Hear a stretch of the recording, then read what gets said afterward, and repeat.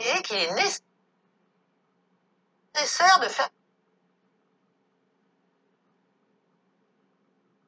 On est en train de nous expliquer qu'il est nécessaire de faire la guerre à la Russie. Mais moi, je veux qu'on m'explique pourquoi, en quoi elle menace la France. En quoi elle menace les intérêts vitaux de la France. En quoi le sort de l'Ukraine est-il vital pour la France.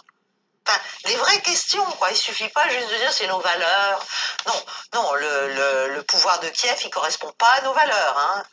Les gens qui sont dans qui entourent, enfin, qui vérolent, à vrai dire, l'administration ukrainienne, ils correspondent pas du tout à nos valeurs. Hein. Faut s'intéresser à eux un petit peu quand même. Faut voir ce que c'est. Le sujet, c'est que le rapport de force a changé, que nous n'en sommes plus du tout les maîtres, que nous sommes tout à fait secondaires dans ce truc et que plus on se colle avec toutes les illusions possibles et imaginables et dans des postures de servilité à l'Amérique, plus on s'affaiblit en fait.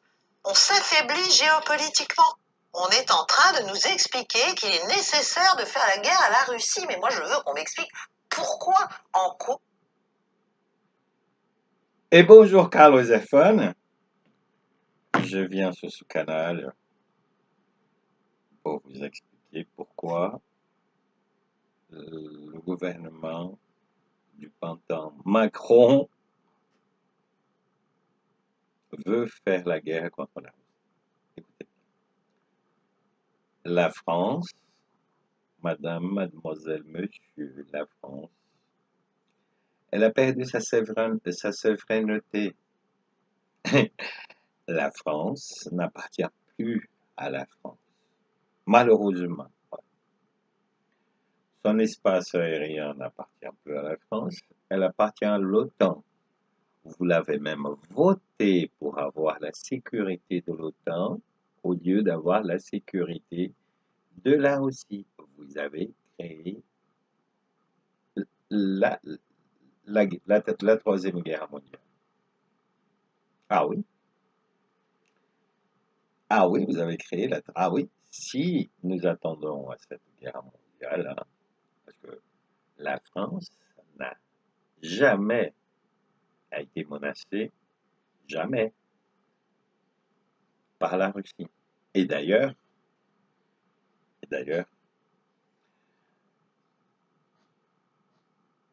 en ce moment, il n'y a pas de député à l'Assemblée nationale parce que je l'ai écrit, dissolution de l'Assemblée nationale.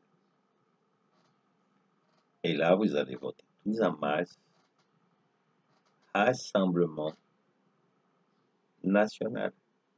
Ah, vous allez appeler votre maman. Ah oui, vous allez appeler votre maman. Et vous allez éviter que Macron, le gouvernement, et il vous expulse de votre chez vous pour faire passer une guerre contre la Russie. Ah oui, vous allez voter en masse et vous allez faire tourner cette vidéo d'un Brésilien qui est en France depuis 1990 et qui connaît bien la France et qui vit avec des météorites. Ouais, regardez, regardez, je vis avec une tonne de météorites et ils sont toujours là à côté de moi. Des météorites attirées par l'armée française en 2020 qui explique KZF Toulouse en 2020 n'est autre que des essais électromagnétiques militaires et civils qui se sont mal déroulés, faisant venir, ah oui, vers le sol, une astéroïde énorme de la taille de 2 bus. Et la police nationale n'a pas trouvé 1 kilo. Et ils ne peuvent pas trouver quelque chose qui... Et ils n'imaginent pas que le bordel arrive à plus de 4000 mètres secondes. Le temps qu'ils entendent le bruit, le bordel est déjà à 4000 mètres secondes de l'eau. Hein. Fait qu'ils fassent ça, pouf, disparu le bordel. Ils ont eu juste la trace. Ah oui.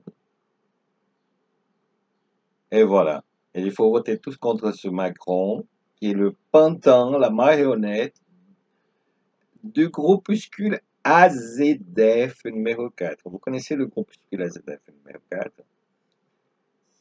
C'est la mafia de Bruxelles. Ouais, Moudin qui fait partie de la mafia de Bruxelles. S'il vous plaît, il faut arrêter la mafia de Bruxelles. Et il faut arrêter cette mafia de Bruxelles qui veut simplement vous vendre, vous expulser de chez vous en utilisant un programme militaire qui d'ailleurs, vous avez plusieurs noms, mais à un moment donné, il s'appelait Pegasus. Mais en fait, ce sont des blocs d'un seul programme. Pegasus, ce n'est qu'un bloc. Il y en a d'autres sur d'autres pays. Voilà. C'est juste un programme de israélo, écoutez bien, américain militaire, ce qui est interdit de rejeter un programme, une intelligence artificielle contre des civils. Et moi, c'est là-dedans que je lutte. Pour éviter des chemtrails, hein, je vais arrêter ces chemtrails. Avec l'aide de votre aide, je vais arrêter les chemtrails. Je vais aider l'association ACCIP. Ça, ACCIP. Ouais, ils sont en justice, là. Ils sont en justice. Et vous, là, profitez-en. Ouais. Là, si la police aurait reçu mes plaintes, j'aurais pu porter plainte contre Picomol et expliquer que l'histoire de la météorite au nom de M. Albert Jambon, qui est un professeur émérite à la Sorbonne, l'histoire de cette météorite boomerang, la seule qui revient sur Terre, dont le doute est, ouais, je vais vous le dire, les doutes est qu'elle vient d'un autre système. Et un autre doute, c'est qu'elle est liquide. Voilà, elle a l'apparence de quelque chose qui se neutralise liquide. Voilà, et qui ressemble à des roches terrestres, un peu comme ceci, vous voyez. Vous voyez,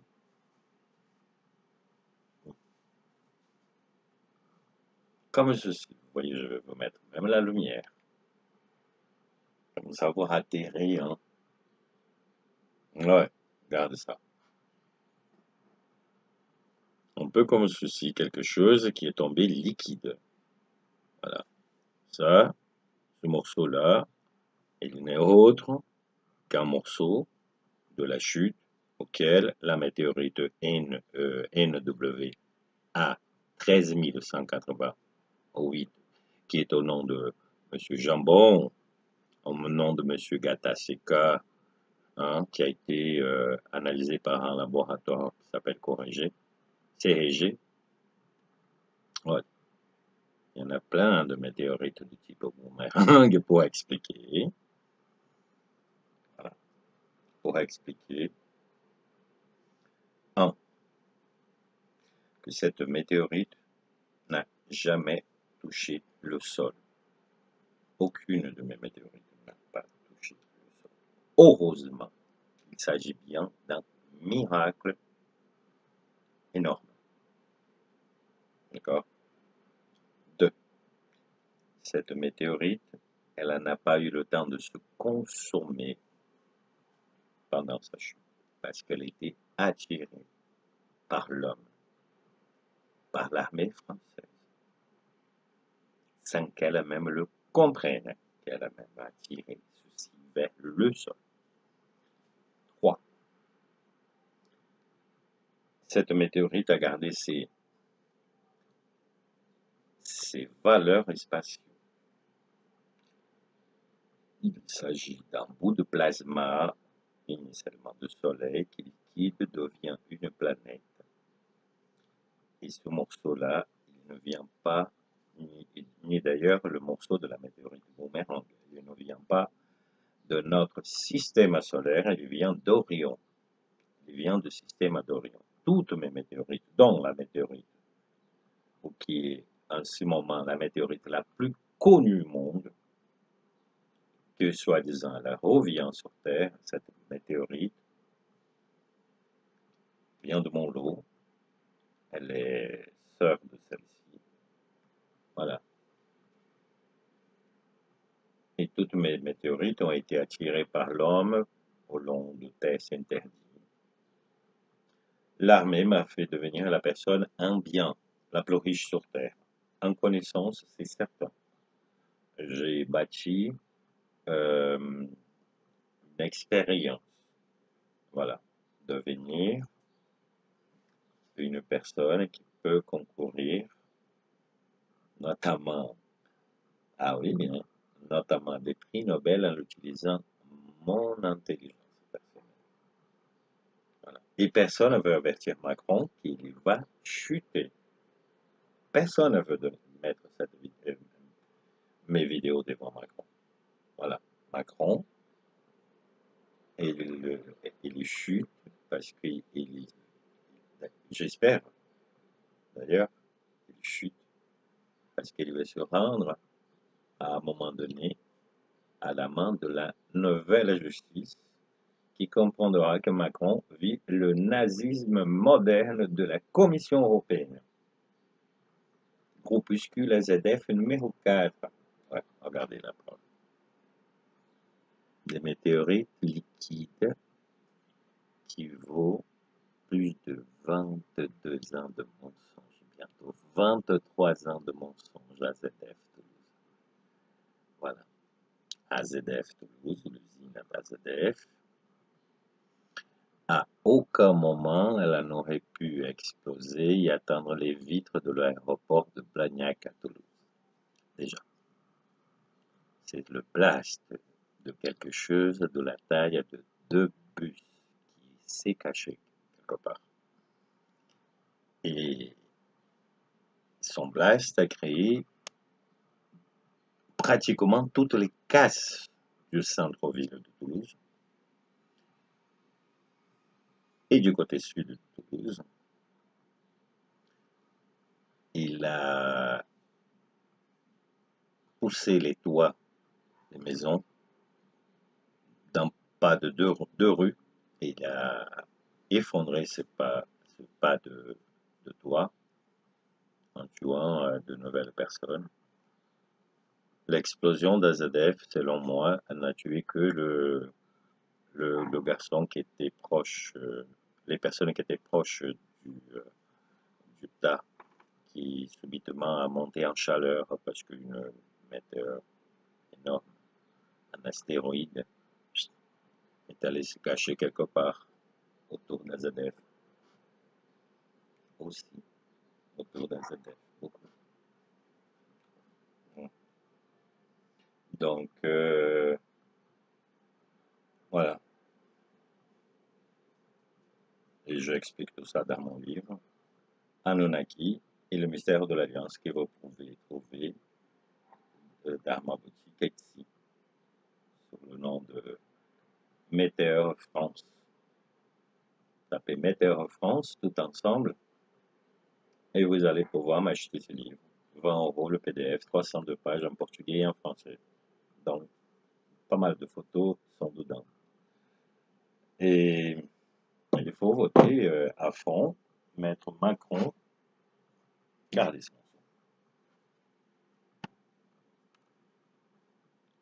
Non, regardez, c'est bon.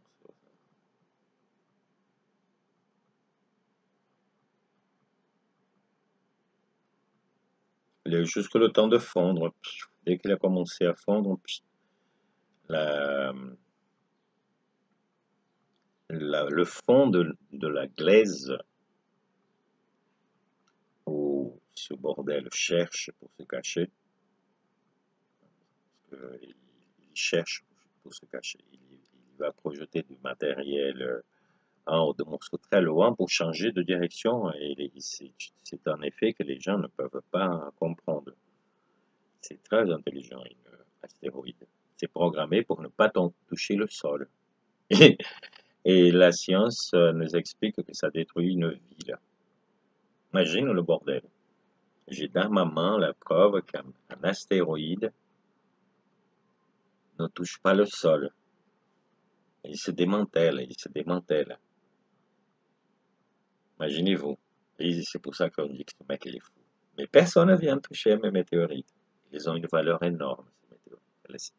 Énorme au niveau scientifique, au niveau commercial, et ils ont une valeur énorme. Il y a beaucoup de d'or dans mon appartement. Il y a des matières que l'homme n'a pas encore dans la périodique, dans la table périodique. Parce que c'est la chondrite, c'est ce qui nous crée notre pôle magnétique lorsqu'elle est encore en état fondu. Voilà. Lorsqu'elle est fondue, elle a créé justement, elle est vivante, elle a créé le magnétisme, dont elle signale au Soleil sa position. Elle signale tous les astres, c'est sa position spatiale de voyage. Voilà. Regardez. En bémol, c'est devenu comme ça, dans la glaise. Ouais, vous voyez ça là?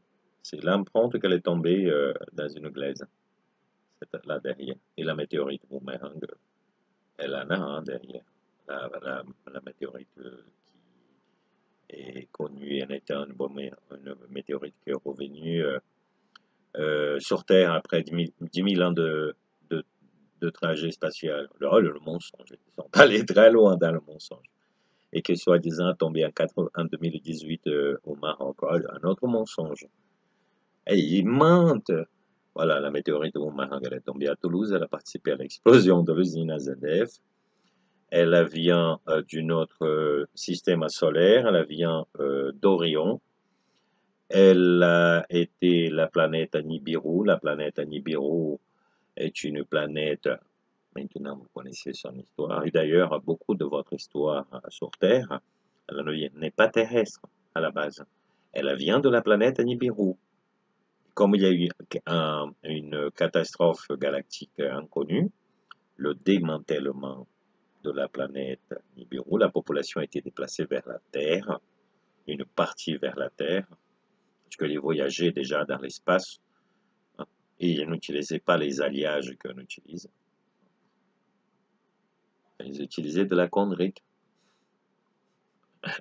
Ils utilisaient ce matériel pour se faire propulser dans l'espace, en utilisant le soleil et utilisant le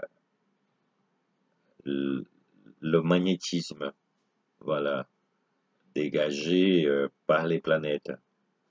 Et ils voyageaient dans ce qu'on appelle les effets de corde. Voilà, que la science est bloquée là-dessus. Ils voyageaient avec ce matériel, ils ne voyageaient pas avec des alliages. Aucun alliage terrestre n'est prévu pour voyager dans l'espace.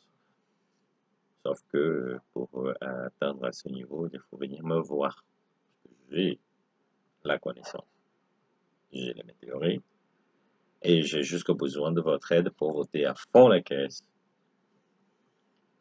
Rassemblement national et mettre tous les députés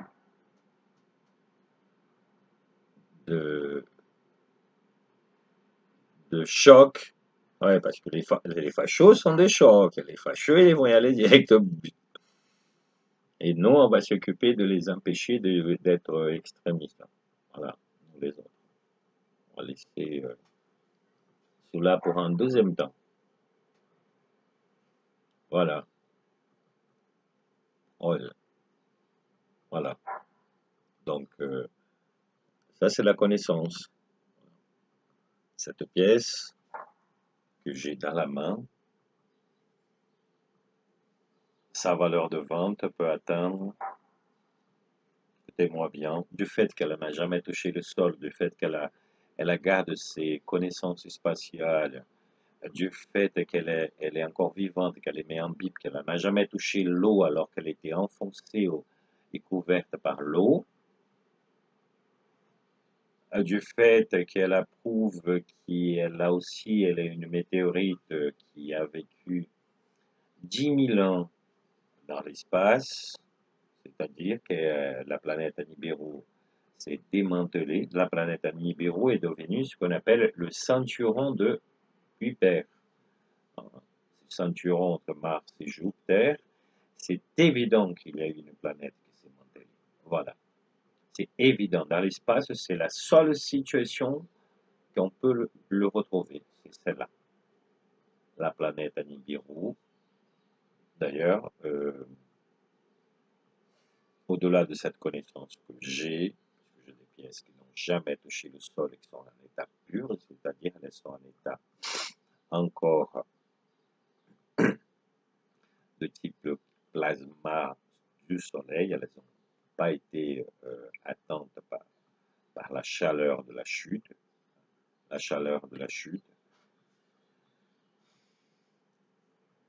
Ah oui, et j'ai aussi une pièce qui est une pièce qui prouve la date du voyage. Elle a été fabriquée par la friction spatiale. Une petite pièce. J'aurais dû me la procurer avant de commencer cette vidéo. Voilà. Ça prouve. Voilà. Les météorites, j'en ai plein. Hein. Plus de météorites de type boomerang avec ce genre d'empreinte, vous voyez. Voilà.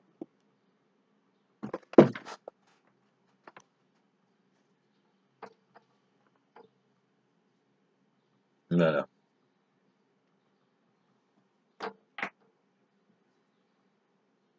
Donc, de grandes valeurs scientifiques que malheureusement, Quoi? Elle menace. Quoi? Elle est mon as. Que malheureusement, n'a pas, je n'ai pas réussi à, à avoir une analyse à mon nom. Voilà. Parce que les circonstances font qu'on m'empêche d'avoir cette analyse de la forme qu'elle la devait avoir. Voilà.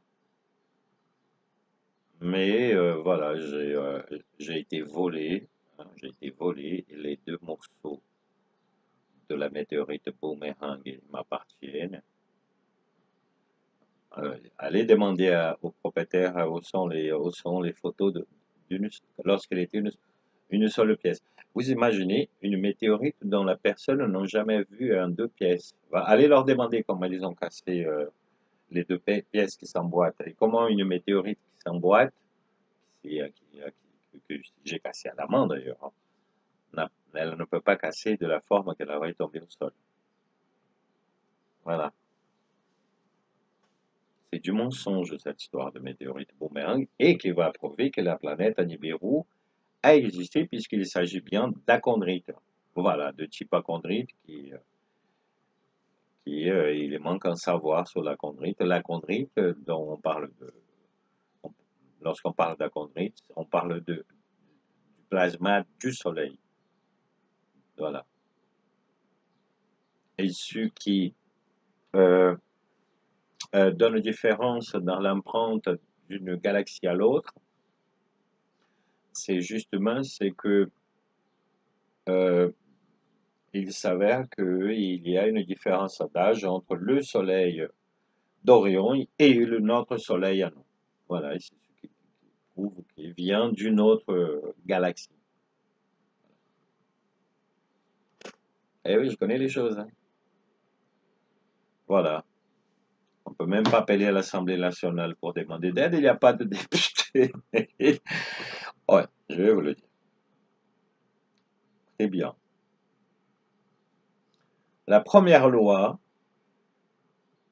qui devait avoir là, en ce moment, dès qu'il y aura des nouveaux députés, après les élections, c'est que la prochaine fois qu'il y aura une dissolution de l'Assemblée nationale par le président de la République qui n'en peut plus se tenir, lui, il est désespéré, eh bien, il faut que tous ceux qui ont été dépités et ne participent pas aux élections prochaines.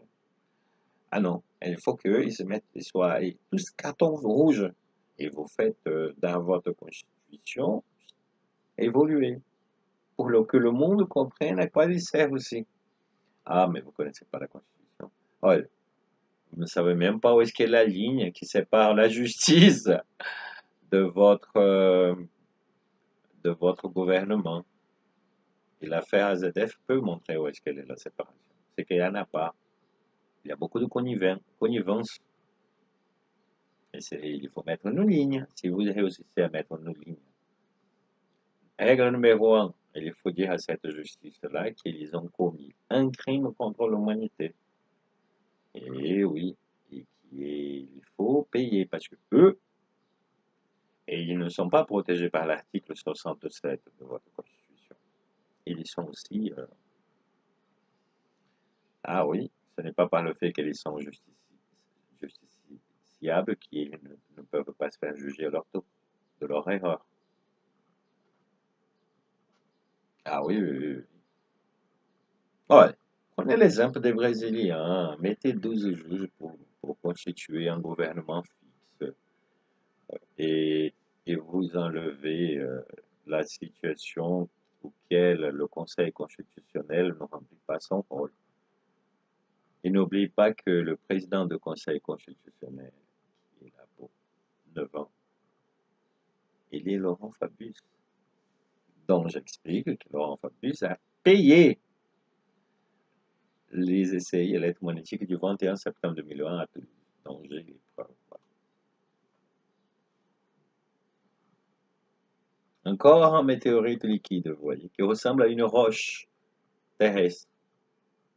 Et ce morceau-là, c'est le morceau qui fait FING. Et les gens disent, ah putain, mais j'ai écouté un genre de...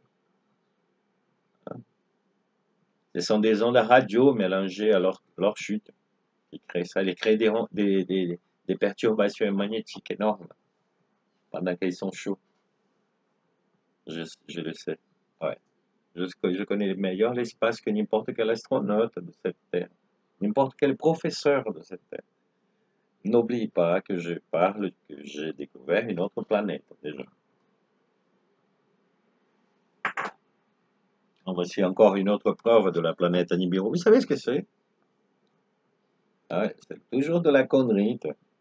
Et, et cette pièce, elle a une valeur énorme, énorme, scientifique, auquel les scientifiques aucun scientifique n'a jamais touché. Et je vais arrêter ici cette vidéo.